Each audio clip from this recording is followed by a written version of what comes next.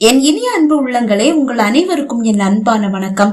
முள்ளாய் தீண்டும் காதல் நாவல் பகுதி 12. வாங்க தொடர்ந்து கதையை கேட்கலாம். மாலை அலுவலகம் முடிந்து வந்ததும் உடை கூட மாற்றாமல் கைப்பையை டீப்போய் மீது வைத்துவிட்டு நேராக சமையலறைக்கு சென்ற அத்விதா மனதின் பாரம் குறையும் வரை சத்தமில்லாமல் அழுதாள். குளித்துவிட்டு ருத்ரன் மாடி இறங்கி வரும்போது அத்விதாவின் சித்தி தயங்கி தயங்கி வீட்டிற்குள் வருகிறார். வாங்க அத்தை.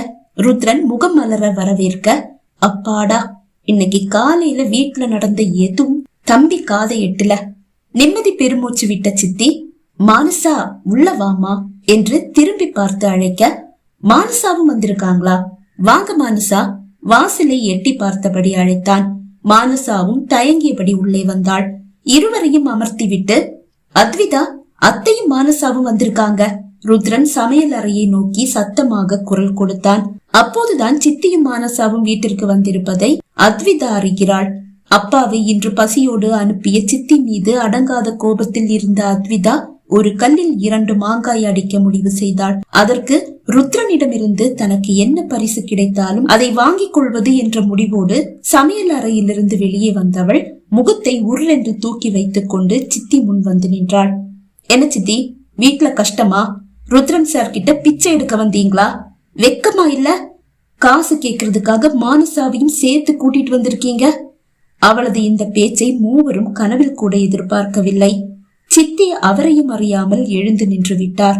பின்னாலேயே மானசாவும் எழுந்து கொள்ள கண் சிமிட்டி நடிப்பு என்று சித்தியை அறிவித்தாள் அத்விதா. சரி என்று தலையசைத்த சித்தி தன் பங்குக்கு ஆட்டத்தை ஆட தயாரானார். பாத்தீங்களா தம்பி, உங்க முன்னாடியே எங்களை எவ்வளவு கேவலமா பேசுறா. என்ன பேசியிருந்தா கூட நான் தாங்கி இருப்பேன். மானசாவையும் சேர்த்து பேசிட்டா. அக்காவை பார்க்கணும் போல இருக்குமா, போய் பார்த்துட்டு வந்துடலான்னு எவ்வளவு ஆசையா சொன்னா. இப்போ அவமானப்பட்டு நிக்கிறா என் பொண்ணு. இனி நாங்க இங்க எந்த காரணத்துக்காகவும் வரமாட்டோம் தம்பி என்றவர் மானசா கையை பிடித்து கொண்டு வாசலை நோக்கி நடக்க ஓங்கி அத்விதாவை அறைந்தான் ருத்ரன். இந்த அடியை அத்விதா எதிர்பார்த்ததால் அவன் அடிக்கும் முன் கன்னத்தை பிடித்து கொண்டாள். அவளது கையோடு சேர்ந்து விழுந்தது அந்த அடி. பலமாக வீழ்ந்த அடியில் தடுமாறி அவள் கீழே வீழ்ந்தாள். ருத்ரன் அடித்த சத்தமும் அவள் கீழே வீழ்ந்த சத்தமும் மானசாவின் செவியையும் சித்தியின் செவியையும் எட்டியது. இருவரின் மனமும் குளிர்ந்து விட்டது. இருவரும் ஒருவரை ஒருவர் பார்த்து சிரித்துக் கொண்டனர். நல்லா வாங்கட்டும், திரும்பி பார்க்கணும்னு ஆசையா இருக்கு, ஆனா வேண்டாம், நம்ம நல்லவங்க மாதிரியே நடிப்போம். குரலை தாழ்த்தி கூறிய சித்தி வாசலை நோக்கி நடக்க அவளை பிடித்து தூக்கி நிறுத்தியவன், அத்தை நில்லுங்க என்றான். சித்தியும் மானசாவும் அப்பாவிகள் போல் திரும்பி பார்த்தனர். போடி, போய் அவங்க 2 பேருடைய காலிலையும் விழுந்து மன்னிப்பு கேளு, உன்னை திருத்த முடியுமான்னு நானும் பாக்குறேன் என்று கூறியபடியே அவர்களை நோக்கி அவளை தள்ளிவிட்டான். ஆனால் அவள் அங்கிருந்த பூஜாடி ஸ்டாண்டின் மீது வீழ்ந்தாள். பூஜாடி கீழே வீழ்ந்து உடைந்தது. அவளும் சேர்ந்து தரையில் விட அத்விதா உடலில் பூஜாடிகளின் உடைந்த கூர்மையான துண்டுகள் துளைத்தேறியது.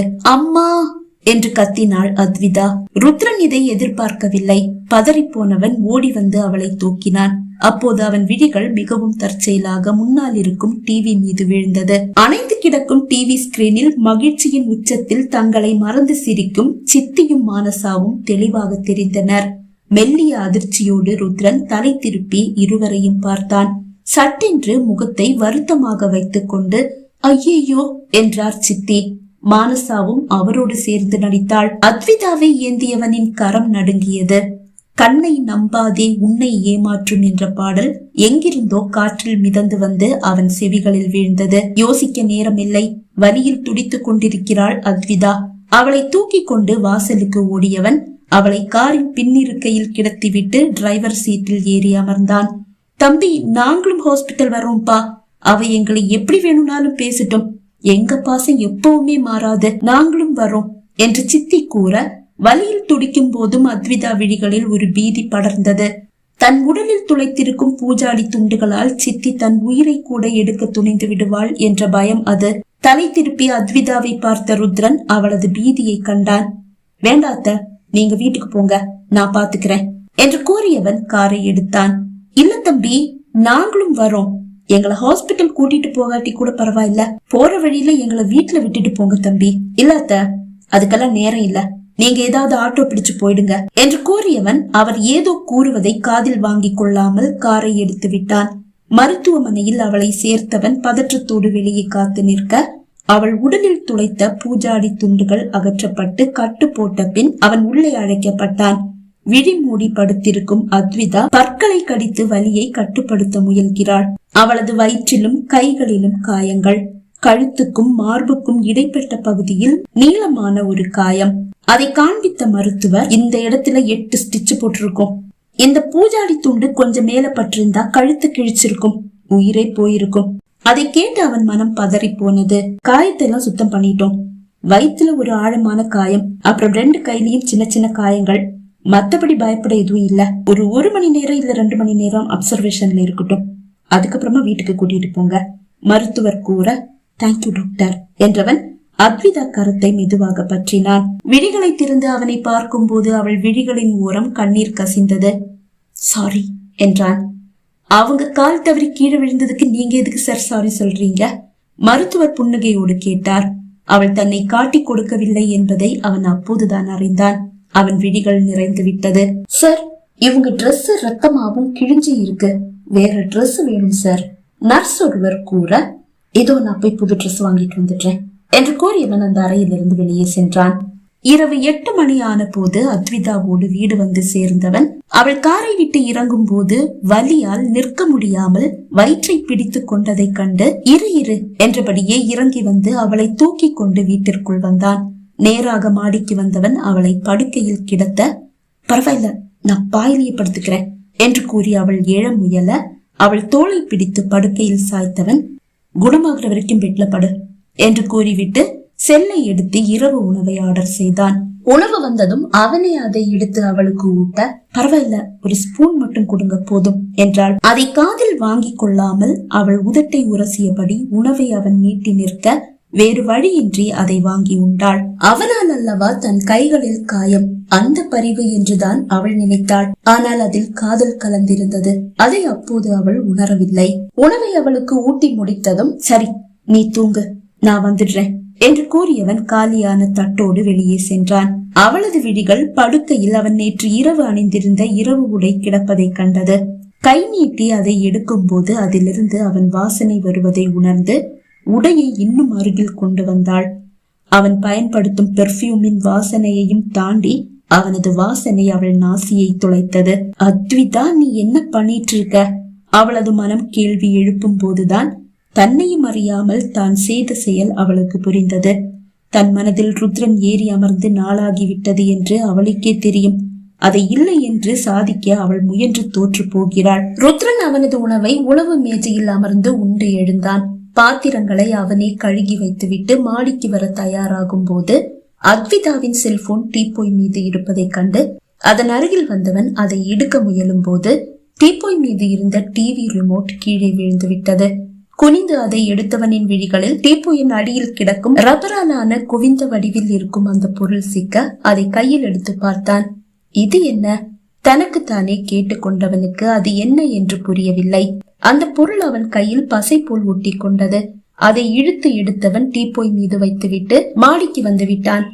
அரை வாசலையே பார்த்தபடி படுத்திருந்த அத்விதா அவன் உள்ளே வருவதை கண்டு, என்னுடைய செல்போன் கீழே டீப்போயில இருந்தது அவள் கூறி முடிக்கும் முன் செல்போனை அவளுக்கு காண்பித்தவன் அதை கொண்டு வந்து அவள் அருகில் படுக்கையில் வைத்தான். அவள் அருகில் அமர்ந்தவன் குனிந்து அவள் நெற்றியில் முத்தமிட எதிர்பாராது திடீரென கிடைத்த அந்த முத்தம் அவளை சிலிர்க்க வைத்தது. அவள் விழிகள் மெல்ல மூடி திறந்தன. என்னதான் நீ உன்னுடைய திமிரையை என்கிட்ட காட்டினாலும், அதனால எனக்கு கோபம் தலைக்கு மேல ஏறினாலும், அதையும் தாண்டி உன் மேல ஒரு பாசம் உருவாகுது. அது எதனாலன்னு எனக்கு புரியாம இல்ல. அவன் என்ன கூற வருகிறான்? ஆவலாய் அவள் செவிகளை தீட்டிக் கொண்டாள். இப்பவும் என்னுடைய மனசுல ஒரு போராட்டம். உன்னுடைய சித்தியும் மானசாவும் நல்லவங்களா, இல்ல தப்பான பொண்ணாவே என்னுடைய கண்ணுக்கு தெரியற நீதான் நல்லவளா? அவனது அந்த கேள்வி அவளை பதற வைத்தது. அவள் விழிகள் தடுமாறுவதை அவன் கண்டான். இதுக்கு பதில் உனக்கு தெரியும், நீயே சொல்ல. அவளால் பேச முடியவில்லை. நீ நல்லவன் என்னுடைய மனசு என்கிட்ட சொல்லுது.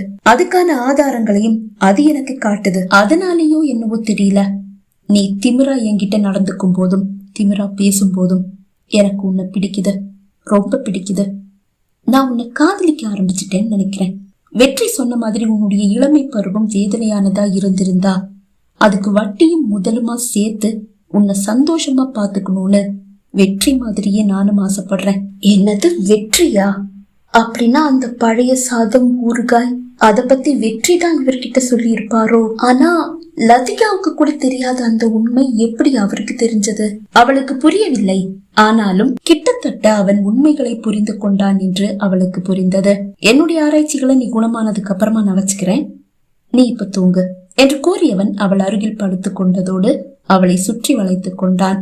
அவளுக்கு மூச்சை நின்று விட்டது. கடவுளே, இது என்ன புது சோதனை? தலையை மெல்ல திருப்பி அவளை பார்த்தவன், உன்னுடைய சித்தி உன்னை ரொம்ப கொடுமைப்படுத்திட்டாங்களா அத்விதா என்று கேட்டான். திடீரென்று அவன் அப்படி கேட்டதும் ஆம் என்று அவளையும் அறியாமல் கூறிவிட்டவள் சட்டென்று சுதாரித்துக் கொண்டு இல்ல என்றாள். சிரித்தவன், எதிர்பாராத கேள்விகளாலதான் உண்மையை கக்க வைக்க முடியும் போல. உன் சித்தி உன் கூட ஹாஸ்பிட்டல் வர்றதா சொன்ன அந்த நொடி உன் கண்ணுல ஒரு பயத்தை பார்த்தேன் அத்விதா. அந்த பயம்தான் உன்னை பத்தியும் உன் சித்திய பத்தியும் எனக்கு புரிய வச்சது என்று கூறியபடியே அவளை இழுத்து தன்னோடு சேர்த்து கொண்டான். அவனது வாசனையை இப்போது நேரடியாக உணர்ந்தவள் அவன் மார்புக்குள் முகம் புதைத்துக் கொள்ள விரும்பினாள். ஆனால் மானசா, அப்பா, சித்தி மூவரின் முகமும் அவள் மனத்திரையில் வந்து நிற்க தன் ஆசைகளை தூக்கி வீசிவிட்டு விழிகளை மூடிக்கொண்டாள். பகுதி 12 நிறைவடைந்தது. பகுதி 13 உங்களை சந்திக்கும் வரை விடைபெறுகிறேன். நன்றி, வணக்கம்.